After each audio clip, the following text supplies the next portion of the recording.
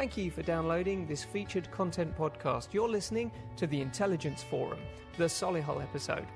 For this episode, we're lucky enough to have Hilary Hall, the Chief Executive of the National Hairdressers Federation, and she'll be discussing the support given to over 5,000 members in the hair and beauty industry. Our discussion begins with a short introduction from Pauline O'Rourke from our hosts, Thursfield Solicitors here in Solihull. Thanks, Harry, for coming up, and thanks for organising this, and thank you, Hilary, as our guest speaker as well. I'm here to introduce myself as Pauline O'Rourke. I'm Senior Associate here at Thursfield's Solicitors. We provide hosting for the Intelligence Forum, but some of you know us, but here's a bit of an introduction. We are a multi-office practice, 7 offices. I'm based here in Solihull, as is my colleague Elaine. I'm a Senior Associate in Family, so I'm a family lawyer dealing with all elements of relationship breakdown, mainly concentrating on the financial side of things. And Elaine's recently joined us, and she's an associate solicitor working in family also. So you've got our family team here, and she also deals with the financial side of things and children and complex children matters. A little bit more about Thursfields. We're multi-office but also multi-discipline, and I think it's fair to say we cover all aspects of legal service save for crime and immigration. So we're across the board complete legal service. And here at Solihull, I think we have all disciplines here, save for, I'm just looking at the notice there, charity. We have one charity sector worker. But yes, we focus on commercial and commercial property, residential property, employment, and of course, 2-man family team now. And we're all here under one office, all together in an open plan office. And so anybody who calls into Thursfields can no doubt speak to somebody in the needed sector. And so that's Thursfields for you. And I'm going to hand you back now to Harry, who's going to take over on the Intelligence Forum. Thank you. We now hear from Harry Corbett, the founder of the Intelligence Forums, who introduces Hilary and gives us some brief background. Like Hilary Hall, people that lead things. It's of great interest to me. I find running myself a challenge. I can't imagine how your responsibility is 5,000 members. A few words, and I just wish to stress that I can never pay credit to people's working lives with a few lines off this page, but I am mindful that people have come to actually listen to the speaker and not me. I think one of the things that when I was looking at a little bit of research that comes out, leadership, pension initiatives, high street challenges, retail, education. It's interesting, the University of Sheffield, Leeds Beckett University, the Holt International Business School, clearly plenty of education going on in your own training. And I'm sure you'll pick up on a few of the things that have been of interest to this forum, like productivity, training, all of these things that help the UK economy, which you're in a position to do. Great. Well, thank you very much. Lovely to meet you all. What a varied background, really interesting. Because I thought that your background might be quite varied, I thought I'd start with just talking a bit about the hairdressing, barbering and beauty industries, because those are the sectors that we represent and work in, and some of the sort of challenges that we face. And then I thought perhaps talk about leadership and how the organisation has been developed, because I imagine that's something that all of you have in common, that you're all either doing, have done very successfully, far more so than I have, or are going to be doing in the future. So does that sound reasonable? Please jump in at any time if you've got questions or comments, or if you say, actually, I don't want to hear any more about that, tell me about the other, that's all fine. Okay? All right, so the National Hairdressers Federation has been going since 1942, so we celebrated our 75th anniversary a couple of years ago. In some respects, that's an advantage. Obviously, we've got a long, well-established history of working with salon owners. Also, you can be seen as a bit of a dinosaur because you've been there forever and, you know, people sort of take it for granted. But we are very much an organisation that changes all the time. And in fact, October last year, we launched our new sister trade association, the National Beauty Federation, because no matter how much we say, the National Hairdressers Federation represents hair salons, barbershops and beauty salons. As soon as beauty salons hear the word hair, you're talking a different language, and there are some very distinct differences. So we actually now have two organisations. So we have just over 5,000 members. They're all business owners.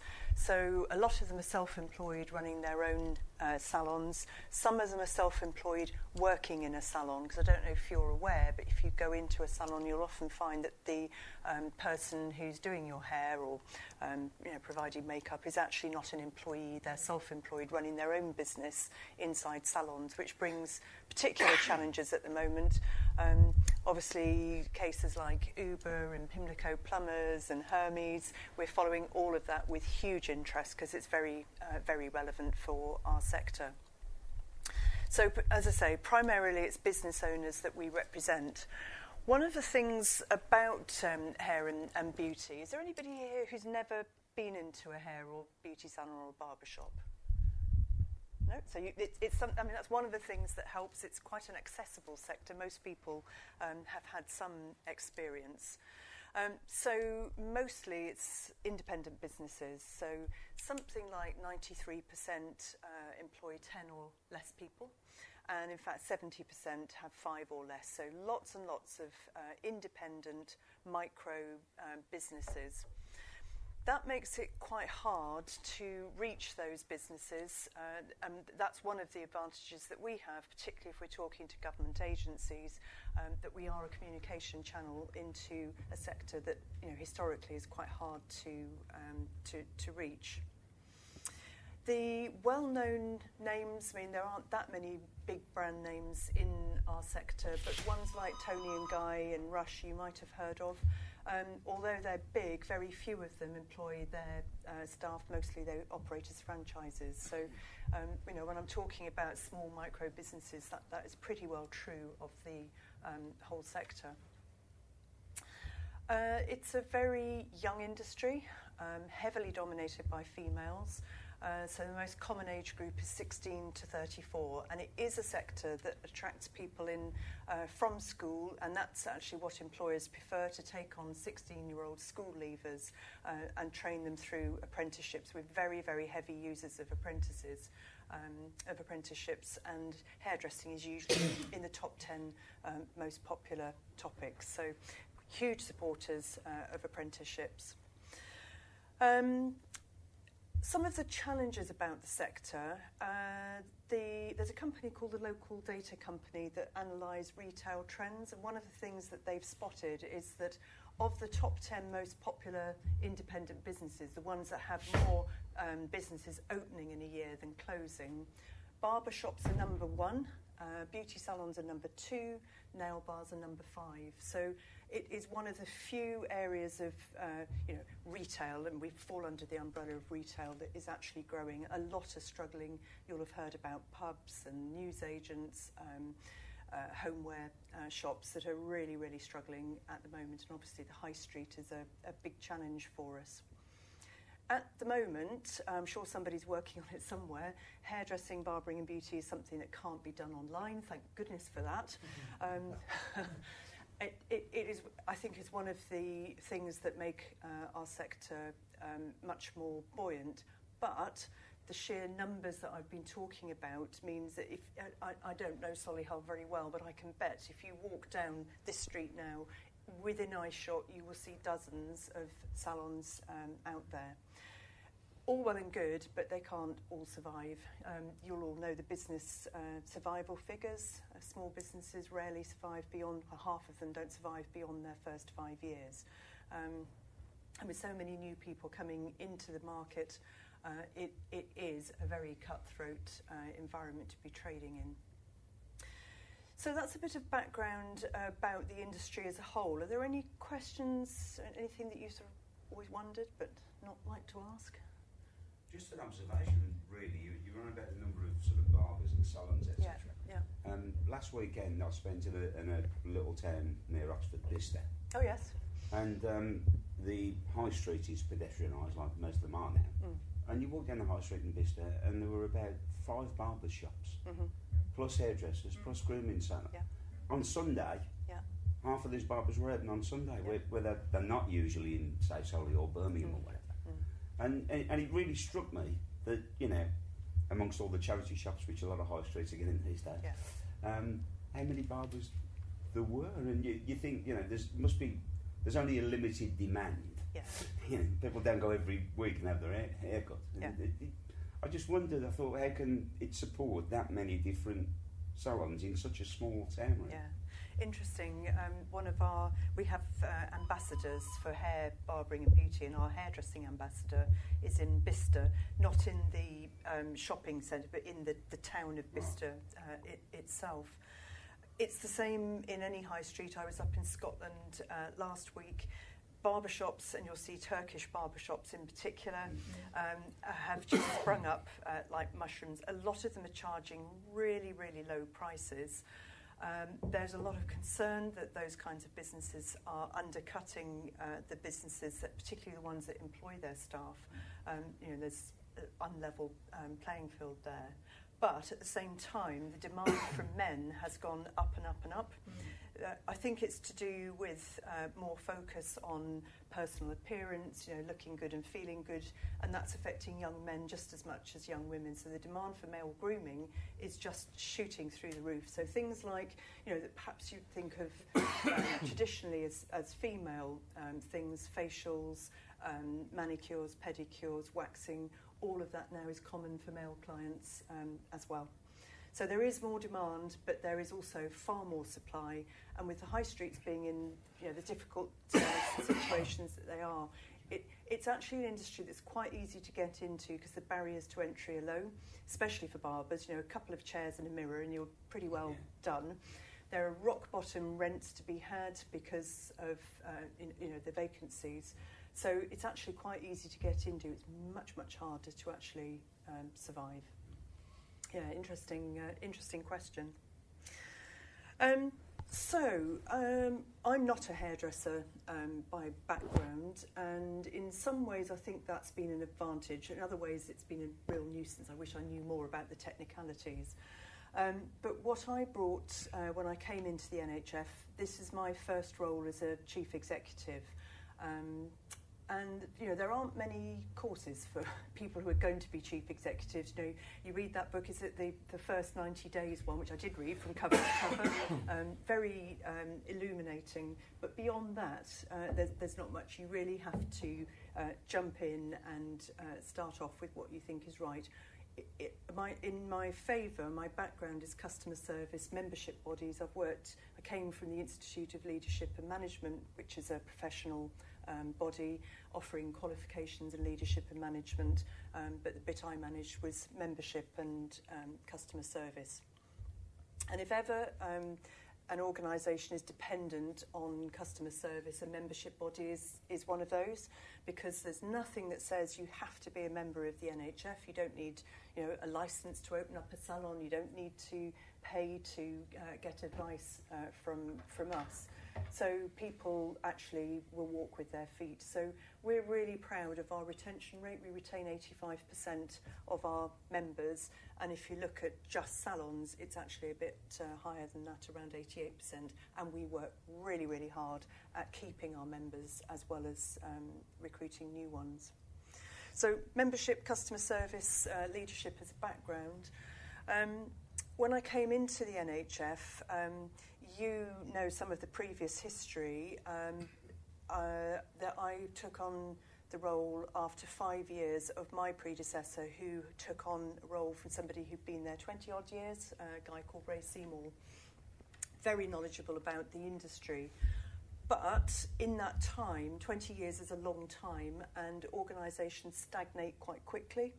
So my predecessor had a huge battle on her hands, particularly as we had a regional structure. And I don't know if any of you work in organisations or have worked in organisations with regional structures.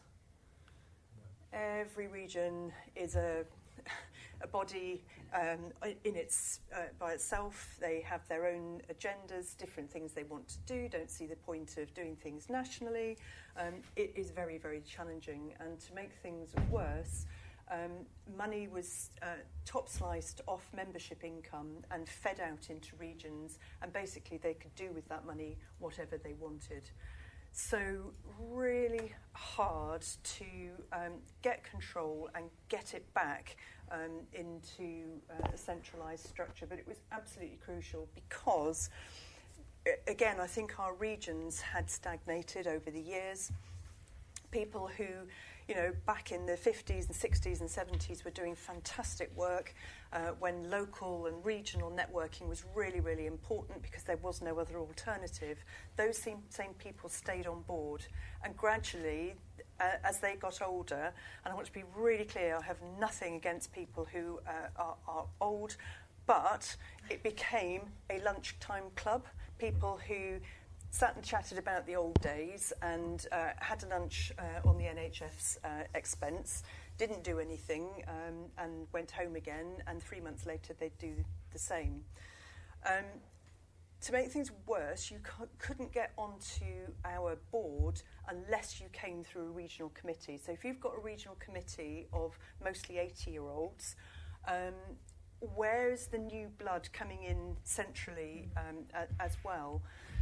So it was very difficult, and to add to that, financially, there were big problems, mainly because the money was going out to regions. And what tended to happen money-wise, some regions spent money on all sorts of things, some sensible, some not particularly.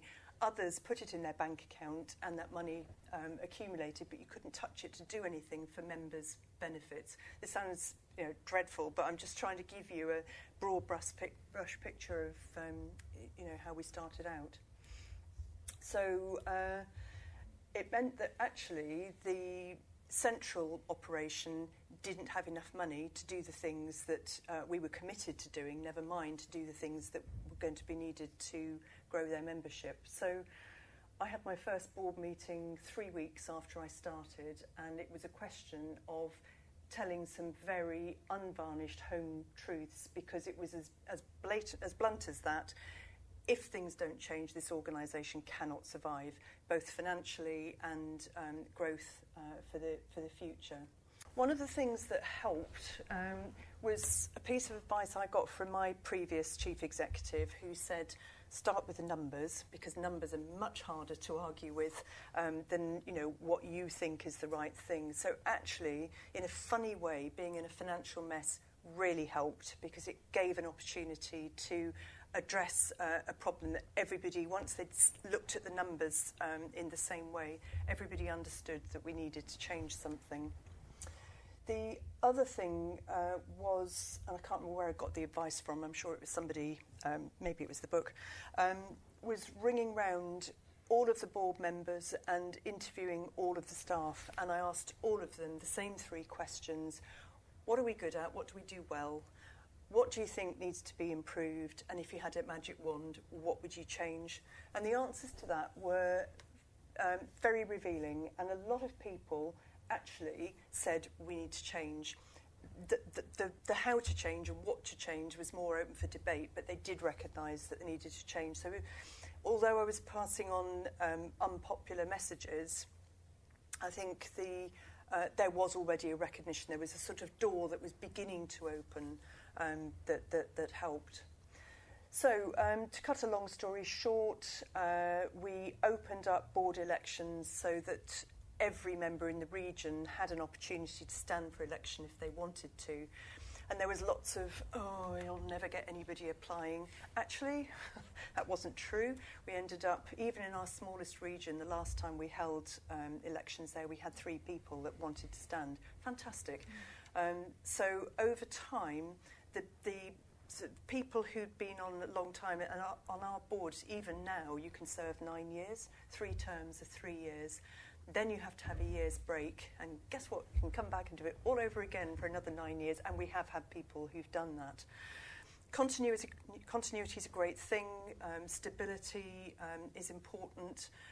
Contributions from people are important, but you do need, if you're going to keep growing and changing and thinking about the future, you have to have people coming on board who come from different backgrounds and have got a different perspective. So in a nutshell, I thought I'd sort of stop there in terms of where we were, where we've got to now. Just in the last, let's think about the last year, I've mentioned about launching the National Beauty Federation. Part of the reason for doing that is to help us grow our membership. As I said, the name hair is a barrier in the beauty sector. But one of the things about small businesses is they don't have HR departments. There's nobody there that they can pick up the phone and say, am I doing this redundancy correctly? They haven't got friendly solicitors on hand. And that's the support that we provide. We provide a 24-hour, 7 days a week legal helpline, and a lot of the calls we get are around disciplinary, employment contracts, chair renting, room renting agreements, apprenticeship agreements, staff handbooks. All of that is provided free within our members' subscription fee, and they only pay £264 a year, so it's not a huge sum of money. They think it is, but it is a very good deal. Other new things this year, I just saw your dispute resolution sign there. We have just become, in October, a certified provider of alternative dispute resolution. And part of the reason for doing that is that we are keen to develop stronger links with clients, the people who go into the salons, because particularly with beauty and some of the advanced beauty practices, there can be disputes that arise between clients and salons, and they can be very hard to resolve. So we provide an ADR service.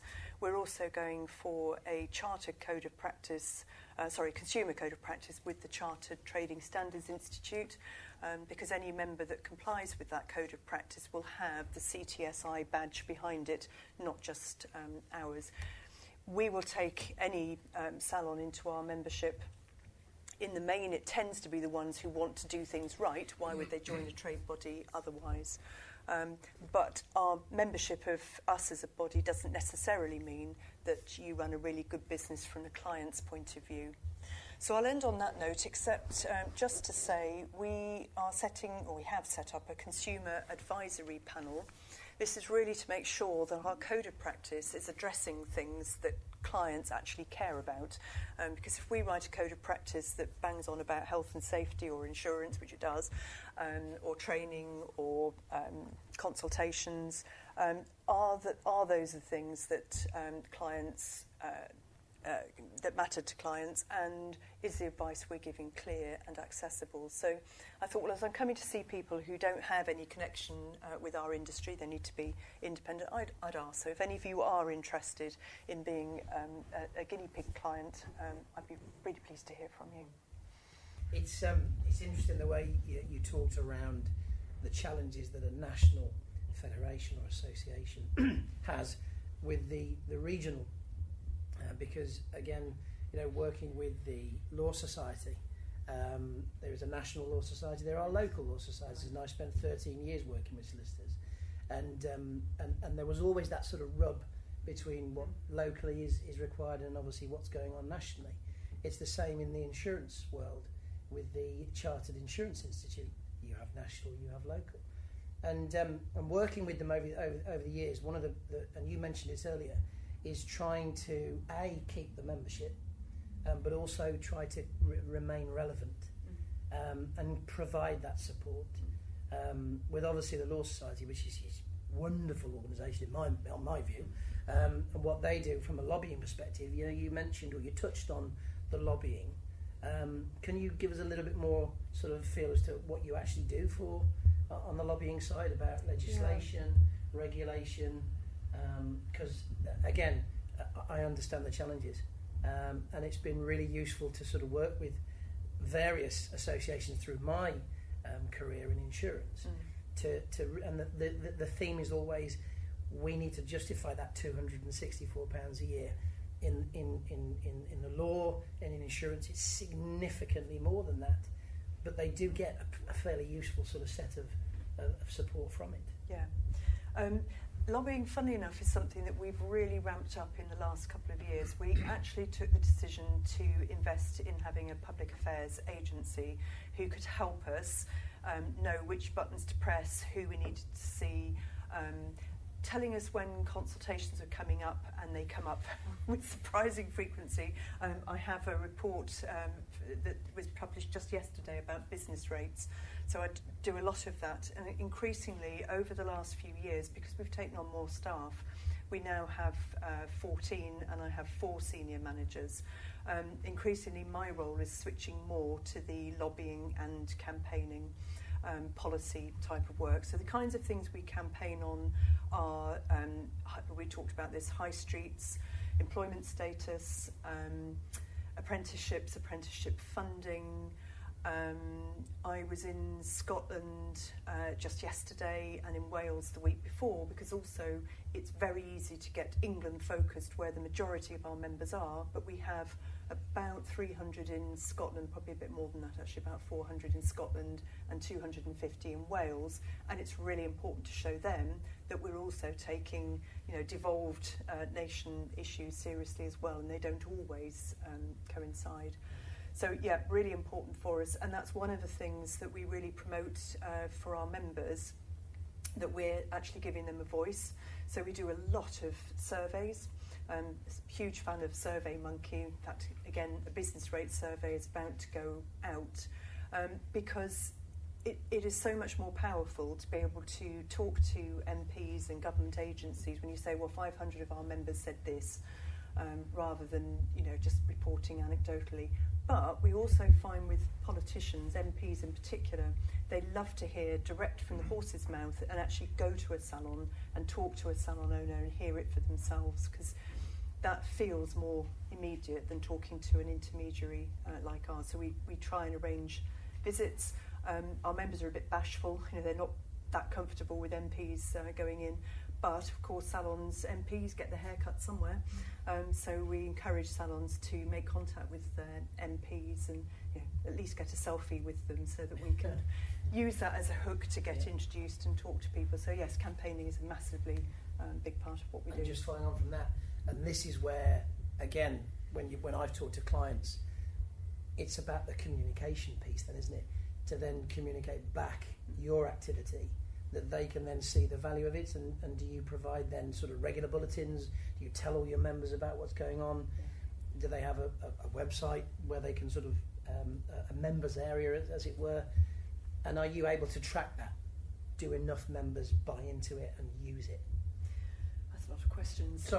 Communication, we're massive fans of communication, and we use every single method we can think of, because again, when you've got 5,000 members, some of them never read anything, so video and podcasts is something we're exploring in more detail, because that's much more immediate.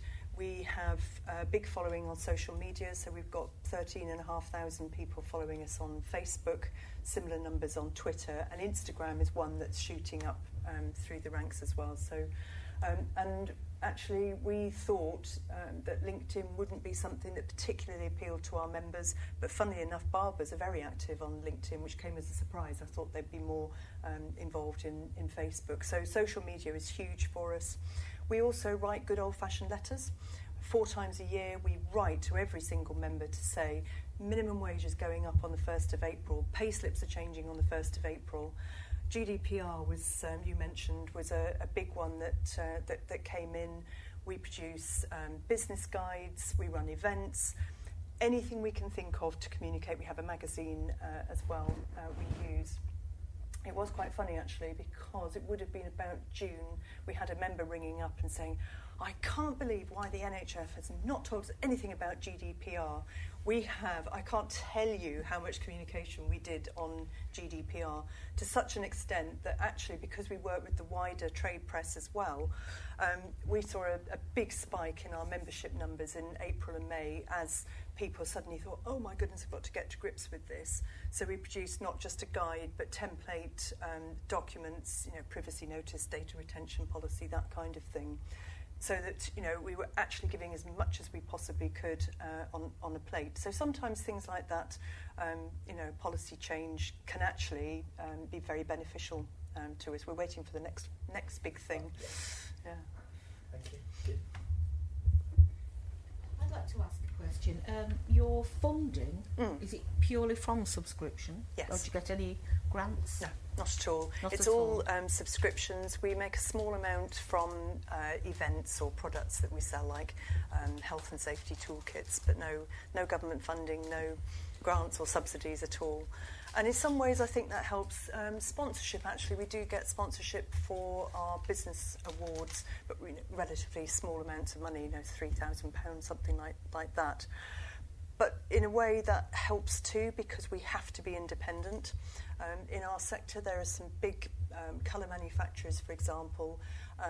You can't be, say, working with L'Oreal, and then you've got Goldwell saying, well, hang on a minute, and they don't want to work together, and you can't be seen to be working too closely with one provider than another. So in lots of ways, the independence is something we value highly. It's very important for you to gain more membership, Yes. because more membership, more subscription, the more you can put into the federation, the more you can give out. It's quite that's simple that absolutely way, right. yes. Yeah. Running a very tiny business, sometimes I become quite uncreative because you get hit with 12 queries. Now, if you're running a very large organisation as you are, how do you retain perspective without letting the day-to-day interfere and stop your vision? Are you with me? Yes, I am, and I think that's what I was touching on when I was saying when you come in as a newcomer, it's easier because you're looking at everything with fresh eyes and for the first time. But as time goes on, you lose that and you become used to how things are. And that's why I think having the 3-year strategies that we've developed is so helpful, because it means every 3 years you have to stop and say, okay, this is the path we're on. Where do we want to go to next? How are we going to get there? What would that involve? And obviously you think, well, I've done all the things that we wanted to do. So I think our next 3-year strategy will be looking much more at the client perspective, and that's why this code of practice for us is so important. And if you like, it's driving. What we're trying to do is drive clients to seek out our members, which is another way of, it's the push-pull thing with growing your membership. So it's hard, and I think it gets harder as time goes on to keep that fresh perspective. It helps to have new people coming onto the board. It helps to have new people coming onto the team as well, because again, they'll all have a different view, and keep talking to members about what matters. Salons contributes just over £7 billion to the UK economy. And although there are lots and lots and lots of small businesses, actually, when you add them together, that is a sizable number.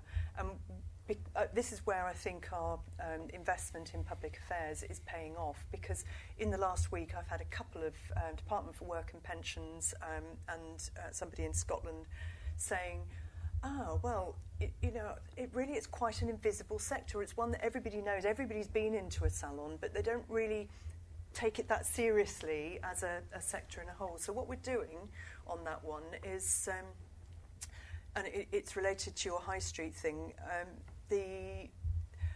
department are very interested in the community activities and the community aspect of high streets. And actually that is one thing that salons are extremely good at. They're very good at fundraising, getting behind local community activities. We run business awards every year, and one of the stories I particularly liked was a salon that got stuck in with redeveloping a park that had got run down. They were literally out there with their spades digging the park over. So we've just launched specifically community awards for fundraising and community activities, because we know our salons are out there, our members are out there doing it, and we're presenting the awards at a House of Commons reception in May, the idea being that we'll get MPs to come along, particularly if they've got winners in their constituency, because it's another way of getting their attention. If the numbers and the finances don't, the fact that they are the backbone of the high street and they are doing all these community support activities, an integral part of their communities, is another way of getting politicians' attention. So, yeah, we try everything. Again, it's really interesting. I'll hand it back to you, as I've said too much. But what I was going to say, and I got sidetracked with my own letter writing, was that when I picked up the Sunday Times list of the 250 fastest growing exporters, and I'm gradually going through the list writing to them, there's a theme that comes through, and it's a lot of it, half of it's about image and how people look and what they consume. It's about, I suppose, the feel-good factor and the hair and your world, half of it. I was only going to say that you mentioned a figure then, £7 billion to the UK economy. MPs should be getting involved and they should be taking notice. And I think it's very interesting that, as you say, because the high street, and I live in Tamworth, very similar to the stories that has been said around the table, is that the high street in Tamworth is just going, but people still come and get their hair cut, and they still come and have a coffee, and they go into card shops, yes, they go into charity shops, but they tend to be coming into town centres, and if MPs aren't, whether they're in government, out of government, and it's all happening at the moment, isn't it? They should be taking notice, because that's a big number, and the number of people that it employs, 5,000 members, that this is hundreds of thousands of people. Yeah. The sector as a whole employs about just under 1/3 people. So yeah, it's significant. It's great though that hairdressers and beauty salons are still on the high street, but there's a high turnover of them. So therefore, as a consumer, you're never sure which one to go to, because the customer service varies massively from salon to salon. So as a consumer, it's very difficult, because for me, I would say Tony and Guy are tried and trusted, let's go there. So how are you then going to help the smaller salons to build up a more successful business? That's partly what we're there for, particularly helping around employment issues. And I mean, obviously, I would say look for an NHF sticker. I can assure you, you'll all be looking at salons windows differently. Back a long time ago, I used to be in the police force, and I could never walk past a car without looking at a tax disc. It's taken about 25 years for that to disappear, and I do the same with salons. That's one of the reasons why we want the code of practice, because so often we hear from people like yourself, actually, how do I know if the salon's a good salon? And it's quite hard with the service industry, because some of it is about personal interaction. But what can a salon do that will help you feel that you're going to get the look or the style or the effect that you want from the treatment or service that you're having? And also, if things do go wrong, how is it going to be put right? Because whilst I can't ever guarantee that you will like the haircut you've got, we'll do the best that we can to make sure that they've gone through a process to try and ensure that that happens and that things will be put right. So that's why the code of practice is important, because it's setting those standards. And particularly when it comes to advanced treatments, if you're going to have, say, an injection in your face, you want to have certain safeguards in there and cooling off periods, all of that kind of stuff there. but there's so much misinformation out there. We've put it all into one code so that people know what to expect and what good looks like. I think on that basis, I'm sensitive that we've been round the table for an hour. So what I'm going to do is ask you all to give a good hand to Pauline, Elaine and Hilary Hall.